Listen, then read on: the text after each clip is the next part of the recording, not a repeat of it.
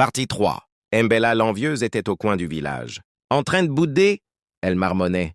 Pourquoi pas moi qui ai eu tous ces cadeaux? Et elle se mit à pleurer devant tout le monde.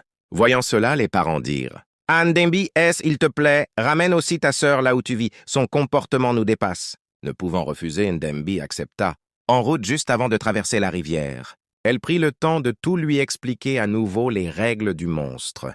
Comment Isango les avait respectées et les conséquences en cas de désobéissance. Mbella écouta en silence, fit semblant d'accepter et entra dans le panier. Arrivés au village du monstre, Ndembi l'accueillit discrètement, mais très vite Mbella se laissa emporter par le luxe, elle ne respectait aucune règle, elle mangeait, tout même les os humains. Ce que le monstre jetait même ce qui ne lui était pas destiné.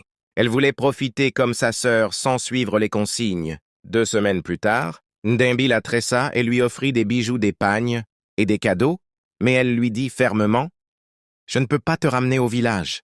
J'ai déjà fait assez de voyages. Je vais te laisser à la rivière. Tu devras traverser seul ne jamais. Te retourner et courir directement vers la maison. Si mon mari ou ses hommes te trouvent, ils n'auront aucune pitié. » Mbella accepta en apparence, mais dans son cœur, elle pensait elle-même si le monstre ne l'y a pas fait du mal, mais épouser, pourquoi pas moi? Je suis plus belle et plus jeune. Ndembi demanda la permission au monstre d'aller se purifier à la rivière.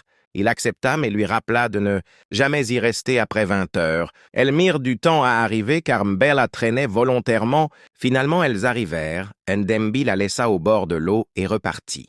Mbella rentra au village, mais cette nuit-là, elle ne dormit pas. Elle pensait à tout ce que sa sœur possédait à cette maison mystérieuse, aux bijoux, au confort. Vers 20 heures, elle retourna seule vers la rivière malgré l'interdiction. Mais cette fois, le monstre ne lui parla pas. Il ne sourit pas. Il surgit de la forêt les yeux rouges et la fit disparaître sans un mot comme les autres. Celui qui écoute les anciens sauve sa vie, mais la désobéissance et l'orgueil attiraient la mort.